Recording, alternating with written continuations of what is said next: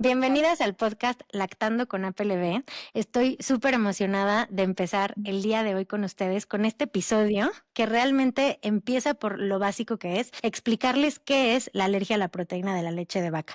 Y para eso tengo como invitada a la doctora Esmet Fest, que es una persona de verdad de esas que siento que llegan a tu vida por una razón particular y que desde que hablas con ella por 2 segundos dices, qué bonito tener esta oportunidad de conocer a alguien tan especial, tan preparada. Se los cuento porque a ella la conocí en el Congreso de Alergias Alimentarias, donde fui con mi extractor de leche, con mis toppers. La verdad, ya muy avanzada en el camino, mi bebé ya casi cumplía el año, pero todavía tenía mucho miedo y muchas dudas porque tenía un viaje internacional en puerta, no sabía si se le iban a quitar o no las alergias para ese momento, no quería dejarlo de lactar y pues iba a estudiar en busca de información que me ayudara a saber qué podía hacer para ayudar a mi bebé. Y ahí de verdad que ella, sin querer, me demostró muchísimo el amor que tiene por la lactancia materna, la importancia que le da y una empatía tan grande que fue el escuchar mi historia y el decirme, no te preocupes, venme a ver y vamos a hacer un plan para que vuelvas a comer de todo para tu viaje y hacemos todo lo que sea necesario. De verdad que fue la razón por la que fui con ella y me acompañó en este último jalón de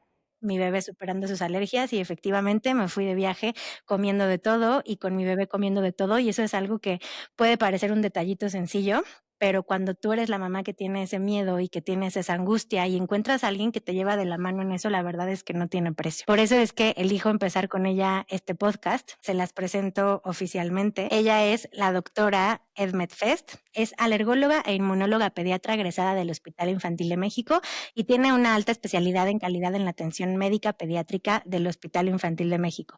Al final les voy a dejar todos los datos de contacto, pero ella se dedica a la consulta privada en un consultorio que tiene en la colonia Roma, en una clínica que se llama Alerfest. Así que bienvenida, Esmet, y muchísimas gracias por estar aquí el día de hoy. Muchísimas gracias a ti, Andrea, por la invitación y por la presentación. Muchas gracias. De verdad que fue muy emotivo. Entonces, pues podríamos empezar primero porque nos expliques a todas las mamás que nos van a escuchar, que son mamás que quieren dar leche materna a sus bebés y están buscando respuestas porque les dijeron que tienen alergia a la proteína de la leche de vaca y queremos saber exactamente qué es eso. Mira, para empezar a hablar de alergia a proteína de leche de vaca, creo que vale la pena hablar un poquito del sistema inmune, ¿no?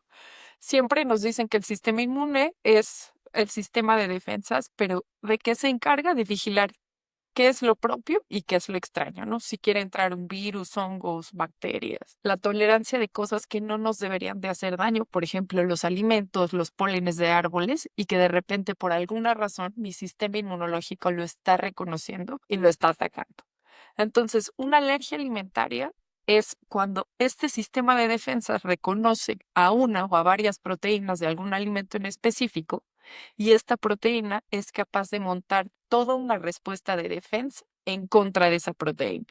Al montar esa respuesta en contra de esa proteína, ocurren síntomas. Y aquí hay dos características que son muy importantes en la alergia alimentaria. Uno es la reproducibilidad. ¿Qué quiere decir esto?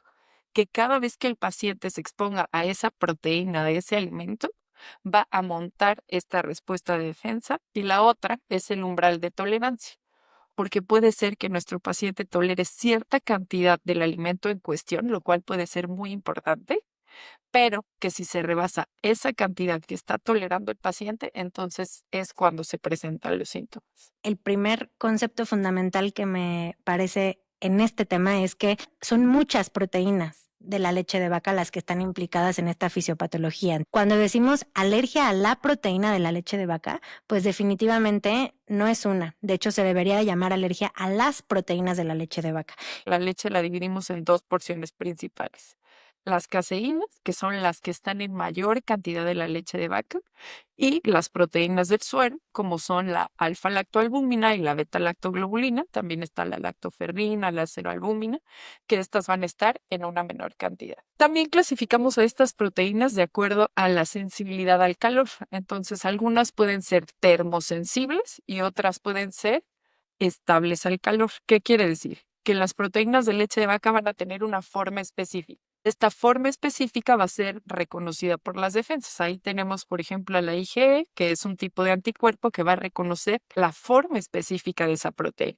Si la forma de la proteína cambia, esto va a disminuir la probabilidad de que sea reconocida por esas defensas y entonces, ¿qué es lo que puede hacer que cambie la forma de la proteína? El calor. Las caseínas van a ser muy estables al calor, es decir, no van a modificar su forma al estar horneadas, pero por ejemplo la alfa-lactoalbúmina y la beta-lactoglobulina, que son sensibles al calor, al hornear la leche, estas proteínas modifican su estructura y por lo tanto el paciente alérgico a las proteínas del suero va a tener una mayor probabilidad de tolerar la leche horneada que un paciente alérgico a caseínas. Y eso es lo que implica que haya gente con APLB que tolera trazas, o gente con APLB que tolera horneados, o gente con APLB que puede comerse incluso hasta una quesadilla, pero lo que no puede comer es yogurt o leche de vaca entera, ¿no? O sea, todo depende de la estructura de la proteína y el grado en el que se rompa, porque lo que la va rompiendo es el calor en el caso de las termosensibles. Pero todo esto que acaba de decir Edmet,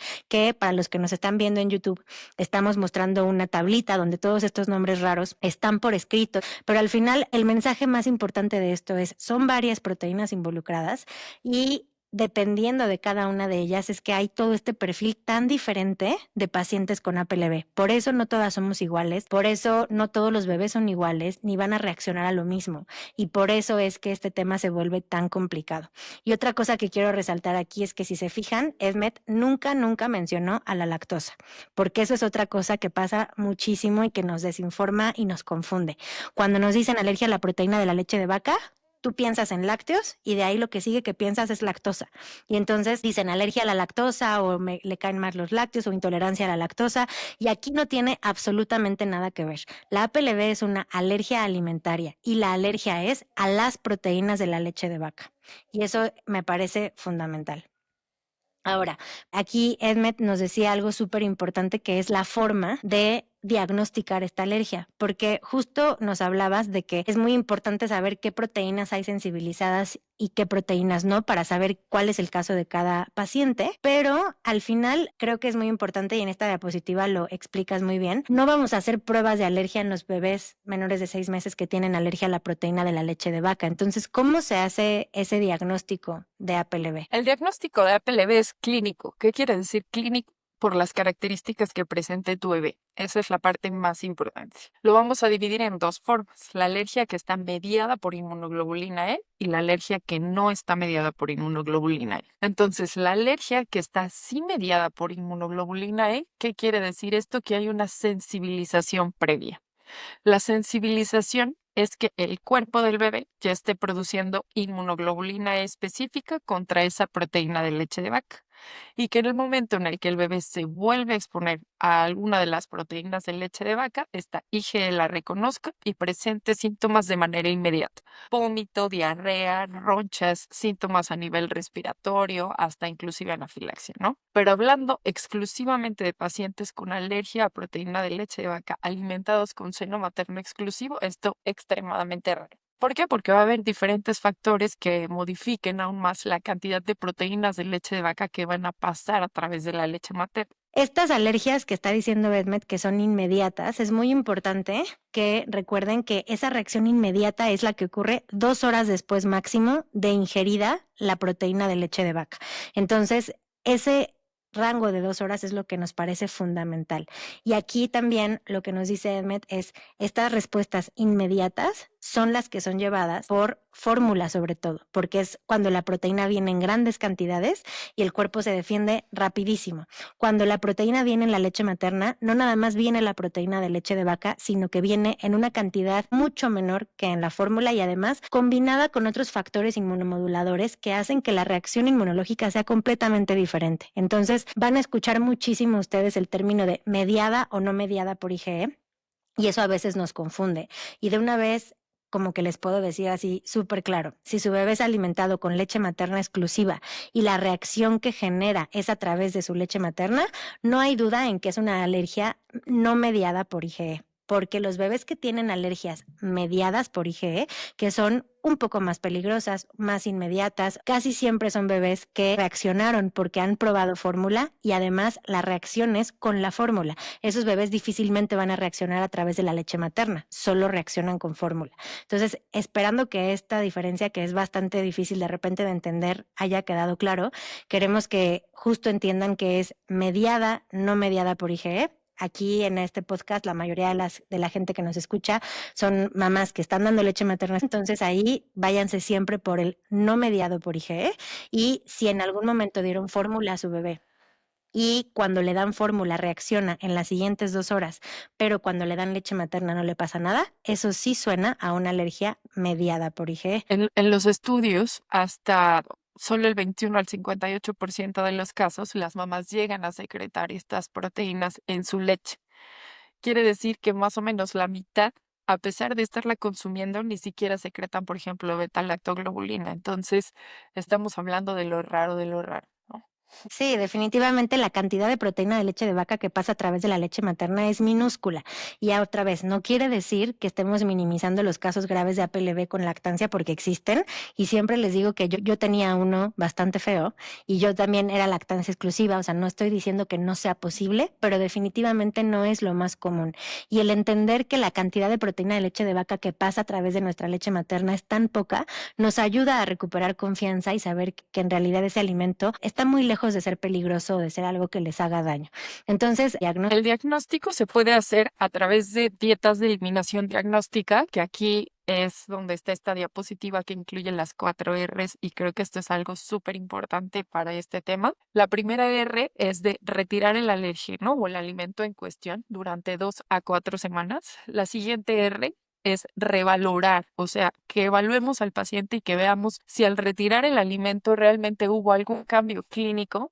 Y por último, reintroducir. En 2 a 4 semanas volvemos a introducir el alimento y evaluamos si es recurrencia de los síntomas o si no. Aquí es muy importante que estas dietas de eliminación estén guiadas por un profesional de la salud, que se explique muy bien cómo hacerlas, la lectura de etiquetas de manera detallada, que sea un trabajo multidisciplinario, el pediatra del paciente junto con alergia, gastronutrición, psicología, en fin, todo lo que amerite el cuidado del paciente y que se haga un seguimiento muy regular para abordar todas las necesidades que vayan ocurriendo. siempre es importante reintroducir la proteína para confirmar el diagnóstico, porque lo que vemos mucho es que en vez de que se mande a los pacientes con una asesoría profesional que les explique qué es la proteína de leche de vaca, dónde encontrarla y por lo tanto cómo eliminarla de su dieta, solamente les dicen quita lácteos y como el bebé no mejora en 2, 4 semanas, dicen, pues ahora quita soya, ahora quita huevo, ahora quita trigo y nos han tocado casos así de quita frijoles, quita café y de repente cosas que no empiezan a tener ningún sentido, cuando la alergia alimentaria más frecuentemente encontrada en este grupo de edad es la alergia a la leche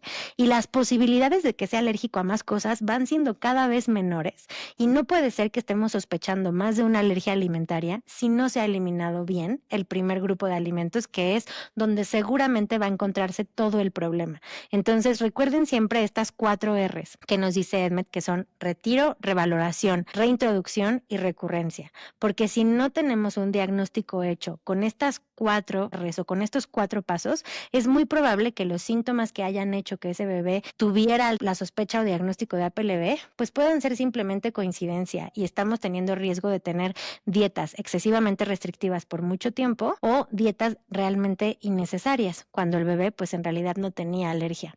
Y ahorita que hablábamos de pruebas de alergia, ¿existe algún escenario en el cual un bebé menor de 6 meses pudiera justificarse hacerle pruebas de alergia cutáneas o pruebas de sangre para ver si tiene alguna sensibilidad a este tipo de proteínas o saber cuáles? Pues en realidad aquí la verdad es que es una pregunta bastante complicada, porque lo que nos va a guiar va a ser la clínica. Las pruebas cutáneas y las IgS específicas, que son las pruebas que se hacen en sangre, lo que determinan es si el paciente tiene IgE. Si estoy sospechando alergia no mediada por IgE, no tendría ningún caso realizar estas pruebas. Quedamos que el diagnóstico es clínico. La única excepción sería que el paciente presentara 2 horas después de la lactancia materna exclusiva síntomas inmediatos. Pero aquí es la excepción de la excepción, ¿no? En realidad, las pruebas cutáneas de alergia y las IgS específicas lo que miden es IgE. Entonces, si la mayoría de los pacientes que están alimentados exclusivamente con seno materno estamos pensando que tengan alergia no mediada por inmunoglobulina E, no tendría ningún caso realizar este tipo de estudios que se realizan de manera excepcional, solo en muy pocos casos. La otra cosa muy importante respecto a estas pruebas es que de repente se llegan a hacer solo para saber si los pacientes, como de forma anticipada, presentan alguna alergia o no, y esto está totalmente contraindicado. No se deben de realizar para saber si el paciente está sensibilizado o no a algún alimento, porque estas pruebas tienen una posibilidad de tener falsos positivos. El tener un falso positivo va a hacer que eliminemos más alimentos de los necesarios. Entonces, yo diría que prácticamente no es necesario hacerlos en bebés menores de 6 meses con alergia a proteína de leche de vaca, y menos si es una alergia no mediada por inmunoglobulina E.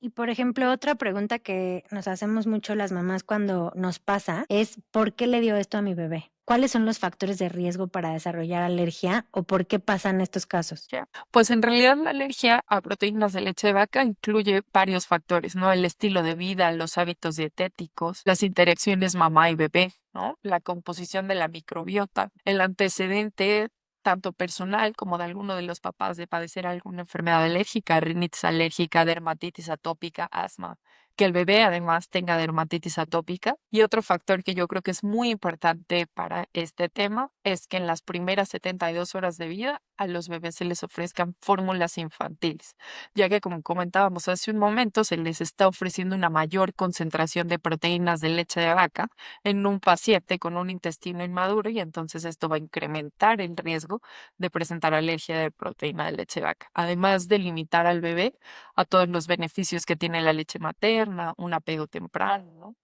Claro, y ahí sí me parece súper importante aclararles muy bien, porque cuando escuchamos este riesgo que da el dar la fórmula en los primeros días de vida, de repente hay mucha gente que se preocupa porque dice, chin, a mí me pasó, a mí nunca me dijeron, al mío le dieron fórmula, y entonces podemos provocar pues enojos y controversias varias. Y aquí lo más importante que les tenemos que decir es, no se trata de satanizar la fórmula así de no para nada jamás en la vida, o sea, todos los casos son únicos y aparte es una decisión completamente personal, pero sí creo que las decisiones informadas siempre son las que mejor vamos a tomar, y definitivamente la exclusividad de la lactancia vale mucho la pena mantenerla durante el mayor tiempo posible. Y en estos primeros días de nacido, cuando el intestino, como dice Edmet, está súper inmaduro, todavía permeable, el meterle una fórmula de vaca, pues sí es un factor de riesgo que de hecho aumenta hasta 7 veces más la probabilidad de que ese bebé pueda hacer alergia a la proteína de la leche de vaca más adelante. Simplemente es recordar que si no es absolutamente necesaria esa fórmula, siempre intentemos hacer los mayores esfuerzos, tanto como doctores, como profesionales de la salud, trabajadores de los hospitales o incluso los papás, para poderle dar leche materna exclusiva a ese bebé, por lo menos durante los primeros 15 días, si se pudiera, y si no, por lo menos las primeras 72 horas, porque sí te puede hacer mucha diferencia. Simplemente la diferencia está en esa intención que tengamos de saber que el dar fórmula, pues en realidad no es inocuo, y a veces cuando tenemos una alergia, pues si volteamos hacia atrás, sí nos hubiera gustado saber eso antes de decidir dar fórmula a nuestros bebés, si pudiéramos haberlo hecho diferente. Y ahorita que estamos hablando de la posibilidad de alergia a la proteína de la leche de vaca en bebés amamantados, que nos dijo Edmet que es muy baja, ¿qué tan probable sería que tuviera alergias múltiples? ¿Qué probabilidad hay de que sea alérgico también a la soya? ¿Y por qué pasa esto? ¿Y qué probabilidad hay de que sea alérgico también a huevo o a cualquier otro alimento que pudieran haber más alérgenos involucrados? La probabilidad es bajísima, sobre todo porque el hecho de que la mamá esté consumiendo esos alimentos hace que pase el alimento a través de su leche materna y que se favorezca la tolerancia. Entonces, en el caso de proctocolitis alérgica, la mayoría de los pacientes es alérgico a un solo alimento, la leche principalmente. Menos del 15% de los pacientes reportan a un segundo alimento y menos del 4% reporta a 3 alimentos. Entonces, es bajísimo. Y sabes que también pasa mucho que los bebés que tienen alergia a la proteína de la leche de vaca muchas veces tienen también dermatitis atópica. La hipótesis de la exposición dual al alérgeno, que actualmente ya se habla de que puede haber 3 exposiciones, ¿no? Entonces, lo principal es que cuando el bebé tiene contacto con un alimento alergénico, digamos, a través del tracto gastrointestinal por primera vez, Esto va a inducir tolerancia. ¿Qué quiere decir? Que si el bebé consume proteína de leche de vaca antes de exponerse a proteína de leche de vaca a través de la piel, esto va a favorecer tolerancia. No quiere decir que se lo den muy temprano, pero que sí se haga una introducción temprana de todos los alimentos alergénicos, por lo general antes del año de vida, que todos los bebés ya estén comiendo todos los alimentos. Y cuando un bebé tiene dermatitis atópica, la barrera cutánea de la piel va a estar rota, por así decirlo. O sea, no va a estar completamente impermeable, sino un poquito abierta esa piel y a través de esos pequeños hoyitos, por así decirlo, por ahí alcanzan a pasar cierta cantidad de proteínas de leche de vaca y esto puede sensibilizar al bebé. Estos estudios están hechos sobre todo con cacahuate, pero aquí la idea que queremos dar es que es muy, muy importante tratar la dermatitis atópica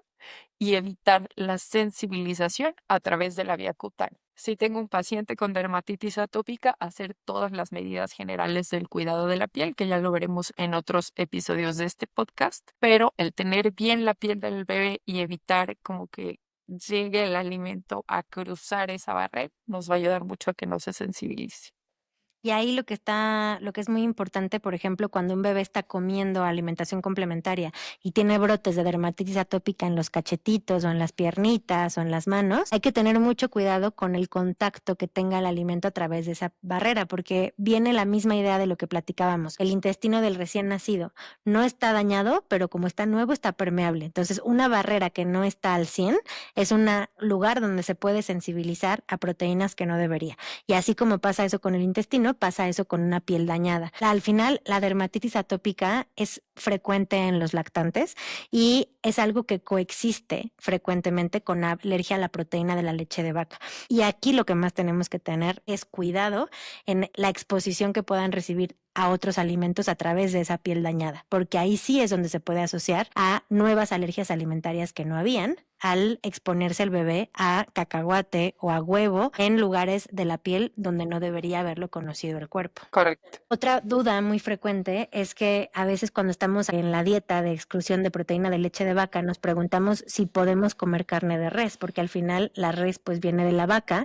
y sobre todo cuando los bebés no mejoran y no mejoran y aparentemente ya hemos quitado toda la proteína de leche de vaca, ya quitamos la soya, ya quitamos el huevo, te empiezas a preguntar si tendrías que quitar también la carne de res.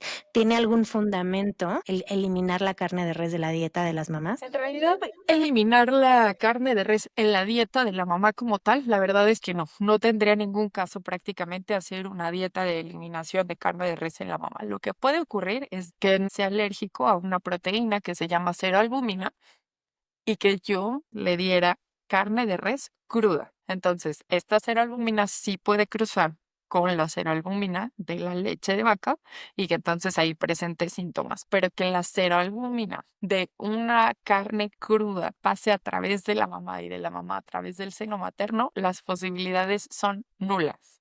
Ah, la ceroalbúmina es una proteína termolábil. Entonces, si nosotros vamos a ofrecer carne, generalmente es una carne bien cocida y que por lo tanto, al ser una proteína termolábil, va a modificar su estructura y no tendría por qué hacernos daño una carne completamente cocida. Súper, entonces en realidad prácticamente no existe alguien alérgico a carne de res bien cocinada. Entonces, el quitar carne de res de la dieta de la mamá en realidad pues no tiene mucho fundamento científico. Y otra duda que nos da mucho a las mamás es qué podemos esperar a futuro. ¿Cuándo se quita esta alergia? La alergia a la proteína de leche de vaca no mediada por IgE tiene un muy buen pronóstico. Generalmente alrededor del año de vida los pacientes ya están tolerando proteínas de leche de vaca. La otra es que depende a cuál de todas las proteínas es alérgico o si es alérgico a más de una, porque los pacientes que toleran las formas horneadas de proteína de leche de vaca logran superar la alergia a proteína de leche de vaca más rápido. Y la otra es las dietas de eliminación bien supervisadas. ¿Por qué? Porque si un paciente tiene una dieta de eliminación súper estricta por un tiempo muy prolongado, esto va a hacer que la falta de exposición a este alimento haga que el tipo de alergia pueda cambiar y entonces pasen de un tipo de alergia no mediada por inmunoglobulina E, que por haber estado mucho tiempo sin exponerse a la proteína de leche de vaca, ahora se convierte en una alergia sí mediada por inmunoglobulina E. Y este tipo de cambio sí es muy importante que se esté supervisando y por lo tanto la dieta de eliminación con las 4 R's que quedamos. Y es súper importante porque estamos tocando un tema que está muy de moda ahorita, que es el hecho de que se recomienda que las mamás consuman trazas de leche para que así puedan hacer que el bebé se mantenga en contacto constante con cantidades minúsculas del alergeno que les ayuden a superar su alergia más rápidamente. Y esto pues tiene todo el sentido del mundo por lo que nos está diciendo Edmed. Pero aquí hay que recordar que no todos los bebés toleran trazas de leche. Todos los casos son diferentes. Y definitivamente cuando hay un bebé que reacciona hasta la más mínima traza y que se están incluso sospechando alergias múltiples, claro que es importante eliminar las trazas de leche de esa dieta, porque de eso depende el éxito de su lactancia y además el prevenir que se eliminen alimentos adicionales cuando lo único que necesitamos es eliminar por completo la proteína de leche de vaca.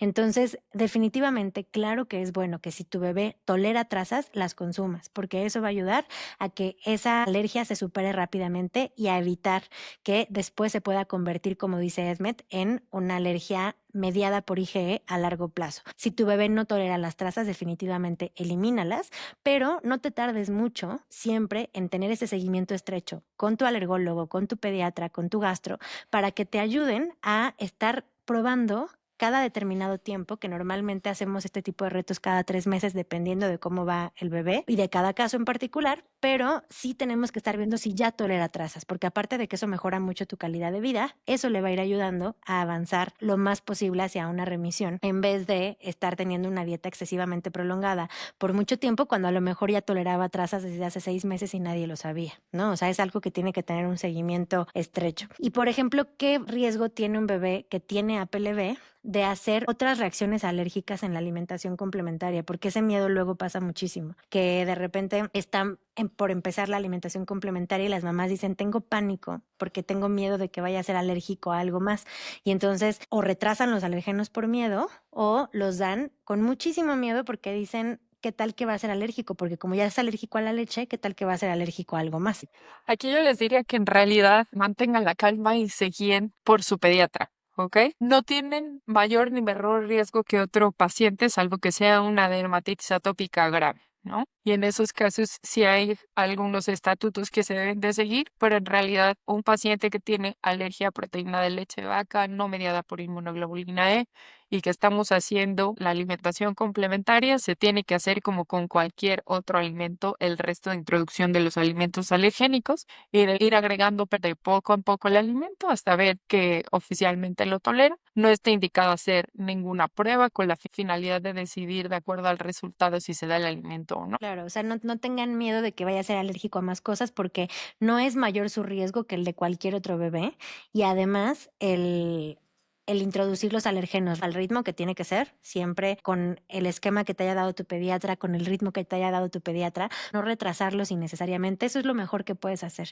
porque ese bebé lo más probable es que los vaya a tolerar. Lo que más le conviene es exponerse al alergeno de forma temprana. Por ejemplo, en países donde hay mucho riesgo, como Estados Unidos, de alergia al cacahuate, ahí te recomiendan que empieces casi con cacahuate a los 6 meses que le vas a empezar a dar de comer, porque mientras más temprano se lo des, más lo proteges de que sea alérgico al cacahuate. Entonces, si tienen miedo de dar alergenos, infórmense y apóyense de quien les eche porras para darlos. No alimenten su miedo y lo retrasen por pánico, porque eso, lejos de ayudarnos, nos puede dar más riesgo de alergias alimentarias. Los bebés con Sí. APLB no tienen mayor riesgo que otro bebé de hacer alergia alimentaria a algún otro alimento cuando son no mediados por IgE. Y Edmed nos dijo, hay que tener cuidado con los bebés que tienen dermatitis atópica grave, porque eso sí es otro caso que definitivamente tienen que tener un seguimiento estrecho con su alergólogo. Sí, y aquí también recordar que así como hay IgE, que hemos hablado como que la IgE es la malvada, también hay una inmunoglobulina A que lo que hace es favorecer la tolerancia, o sea, sería como la buena del cuento. Entonces, esta inmunoglobulina A también es específica para cada alimento. El hecho de que una mamá, por ejemplo, esté consumiendo huevo, produce esta IgA específica al huevo y esta IgA se transmite al bebé y esto hace que el bebé tenga mayor probabilidad de tolerar el huevo o los otros alimentos alergénicos.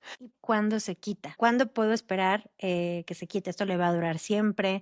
¿Cuál es el pronóstico? Es un muy buen pronóstico. La alergia a proteína de leche de vaca no mediada por inmunoglobulina E, generalmente al año de vida los pacientes ya están tolerando proteína de leche de vaca directa. Generalmente hacemos la escalera para ir introduciendo desde las formas más horneadas hasta las formas, por así decirlo, más crudas de proteína de leche de vaca. Son alrededor de 6 pasos. Esto va a variar de acuerdo a la guía que estemos siguiendo, pero el punto es irla haciendo al paso de cada paciente. Cada niño tiene su ritmo. No porque vean que otro paciente ya está en otro paso, se sientan como, no, yo me estoy retrasando o yo soy la más veloz. En realidad, esto tiene que ver con el diagnóstico de certeza de cada niño, cada paciente a su ritmo, pero el punto es que alrededor del año lo van a tolerar en la mayoría de los casos. ¿Y nos podrías platicar un poquito con más detalle qué es la escalera? O sea, ¿en qué momento podrías hacer la primera y cómo se va avanzando en esa escalera? ¿En qué consiste? La escalera de la leche generalmente incluye 6 pasos y es empezar desde lo más horneado hasta lo más crudo, por así decirlo. En realidad jamás le vamos a dar leche cruda al niño porque pues está pasteurizada, pero empezamos con horneados, podría ser una galleta que sí está súper horneada, después pasar a un muffin que no está tan horneado, pero sigue estando horneado.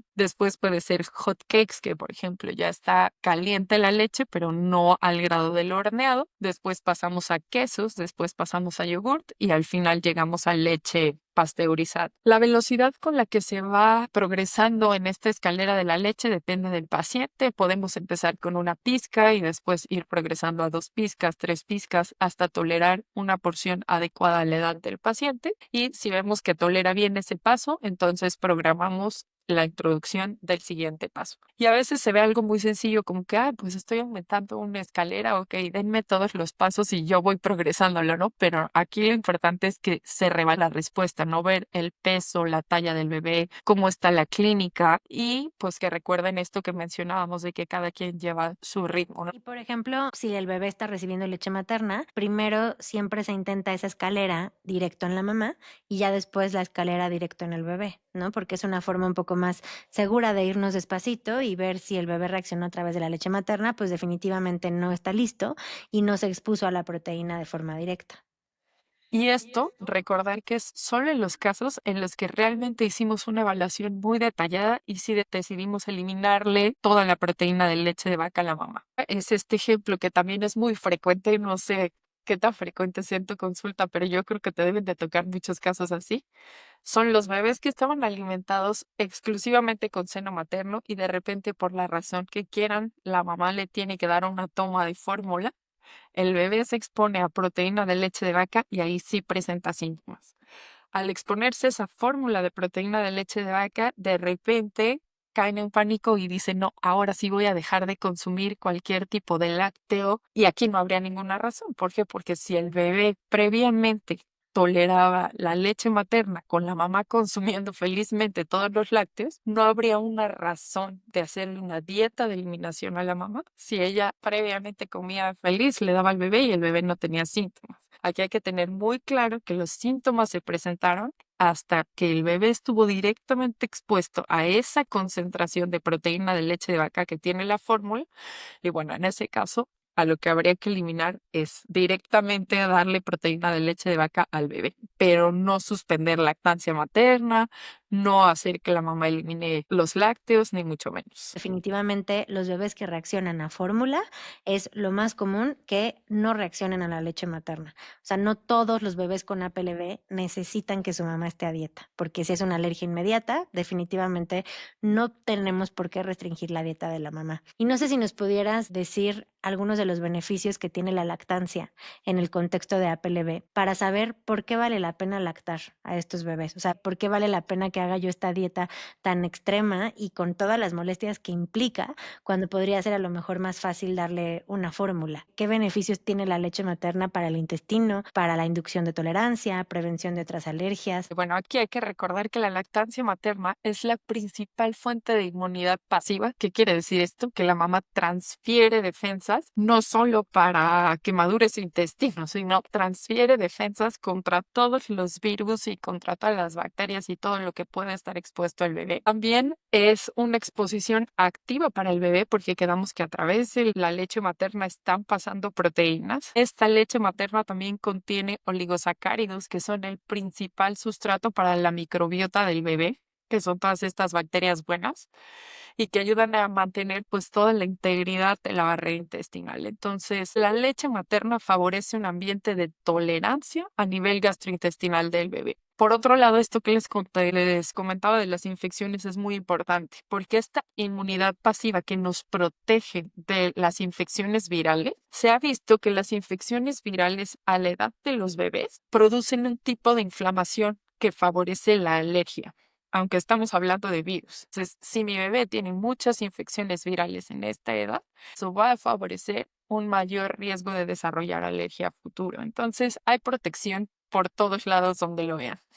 Claro, o sea, se va a enfermar menos de cosas virales típicas de los bebés, menos diarreas, menos infecciones de oído, menos gripas y también con todo eso, menos alergias. O sea, el bebé que tiene lactancia materna, su dermatitis atópica mejora más rápido, su alergia alimentaria se cura más rápido y ese intestino se va a reparar más rápido porque al final el intestino que está inflamado por APLB, pues también tiene ciertas lesiones, ciertas rupturas, que la leche materna llega como si fuera un cementito, con factores biológicos, células madre, con factores de crecimiento endotelial, todo para llegar y reparar eso y hacer que ese intestino mejore rápido y aprenda a tolerar no nada más la leche, sino todos los otros alimentos que tú consumes para que a través de tu leche ese bebé se entrene para ya no ser alérgico a nada más. Cada vez que yo como mamá lactante como cacahuate, le estoy enseñando a través de mi leche a mi bebé que ese cacahuate viene con la leche de mamá, viene con anticuerpos de mamá, por lo tanto es amigo, me nutre y no tengo que defenderme contra él.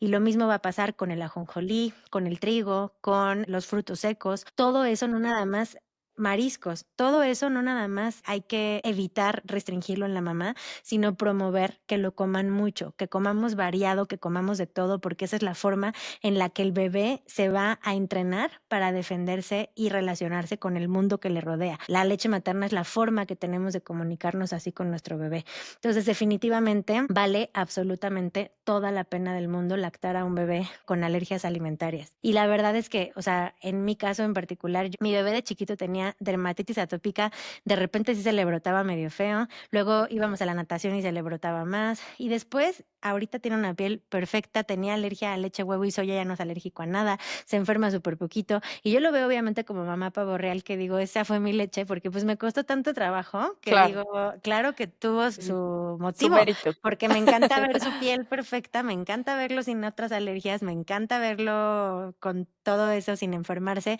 que me siento pues orgullosa, ¿no? Porque claro que eso nos cuesta y de verdad que no duden que están haciendo el mejor esfuerzo y lo que más vale la pena con su leche materna. Que quisieras que supieran ahora que están escuchando este, que es en realidad nuestro primer episodio del podcast, al primero que van a llegar cuando lleguen con este diagnóstico. Súper.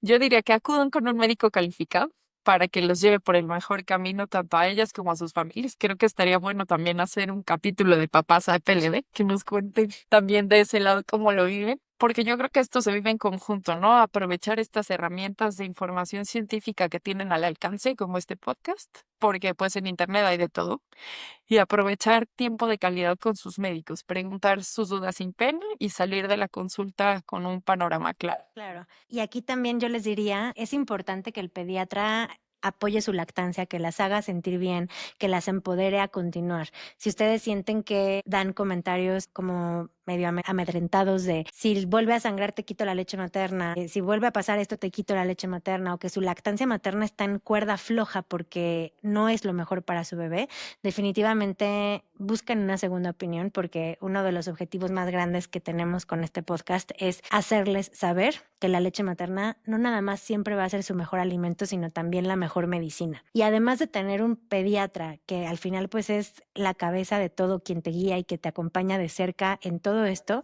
definitivamente en los casos de APLB el tener esta visión multidisciplinaria, tanto de un gastro como de un alergólogo, nos ayuda muchísimo, porque a veces pues piensan que el alergólogo no tiene ningún papel cuando los bebitos están muy chiquitos. Y de verdad es que no es por demeritar ninguna especialidad, porque todas tienen lo suyo.